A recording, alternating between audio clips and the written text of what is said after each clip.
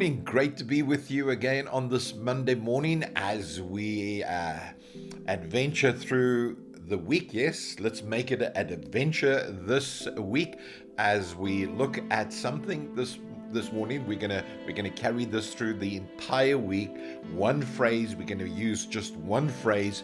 Jesus said, "Who touched me?" Well, good morning. You are with George at Growth Point, growing through life as you are going. So again, we are asking that question, who touched me? Jesus asked this question, who touched me? Now, you can find this story in Luke chapter 8, verse 45, where again,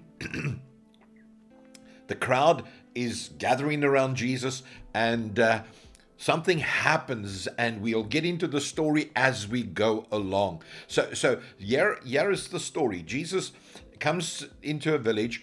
There is a man called Jairus. He comes to Jesus. He's a leader of a synagogue, and he comes to Jesus, pleading with Jesus to come to his house because his daughter is dying. She's so sick that she's dying, and he's afraid of her dying. So Jesus turns around, he accepts the request, and he heads off towards Jairus's home. Now, by this time, Jesus venturing off into Jairus, going along with Jairus to his house, a crowd starts to gather. A massive crowd starts to gather because possibly they heard the story that Jairus' daughter is not well and Jesus is on his way, and so they're looking forward again to seeing a miracle that he's about to perform. And so the crowd starts gathering, and they start pressing against Jesus because many of them want to get close to Jesus to see what Jesus is about to do. But among this crowd, now as you read into the story, and we haven't got time to go into the story, so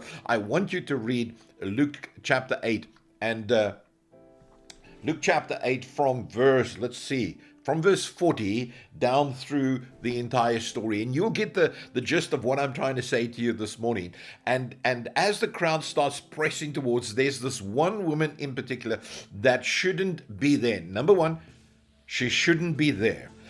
The problem with this woman was that she had a blood flow. She had a period for 12 years. Note this, for 12 years, constantly a period. Now, again, I'm a man, so I don't understand these things, but if you're a woman, you would know the uncomfortableness of this, having your period for 12 solid years.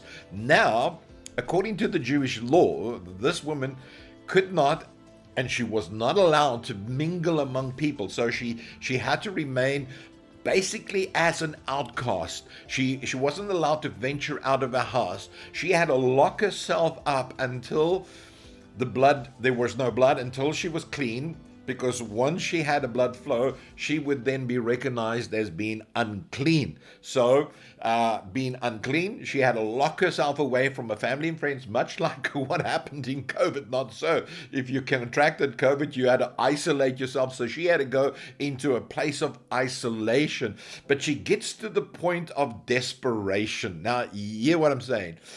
Desperation, when you're desperate, drives you to do kind of strange things, really. And this is exactly what she did. She took her life into her own hands, knowing this, that if they found out that she had a blood flow, if she had a period, and she was out among the people, everyone that she touched and she came in contact with would be unclean.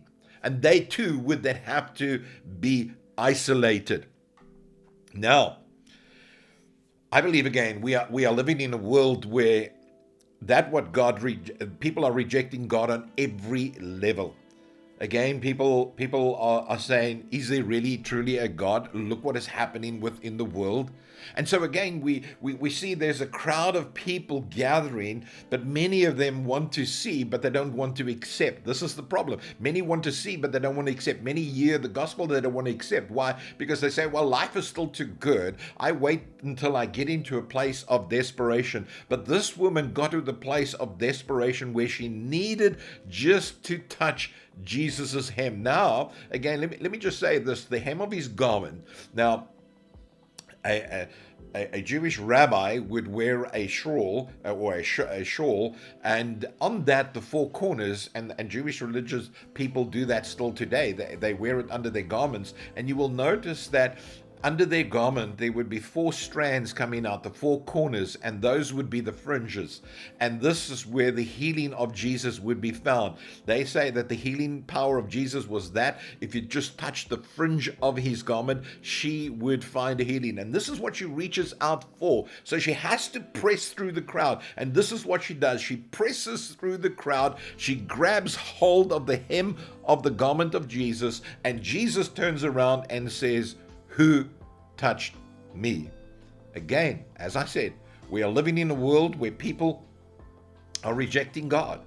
But the further man moves away from God, greater the need for God to become priority within their lives. And again, we are saying this, that I don't know about you, but daily I have to press in to get hold of God, just to touch the hem of his garment once more. Because the question is, and this is what we're asking this morning on this Monday morning, how desperate are you in the need to touch God? Now, I don't know about you, but I have a desperation each morning just to reach out and to touch God, to know that God is going to be with me throughout the day. Yes, in my venture through my day, I might face many needs. I might face many trials. I might face many tribulations in my day. But once I face those tribulations, this is one thing that I know, that I am not alone, that God is with me and he will always be there with me. So today, I want you to hear that voice of Jesus again this morning. Who touched me? Come on, it's time to reach out and touch Jesus.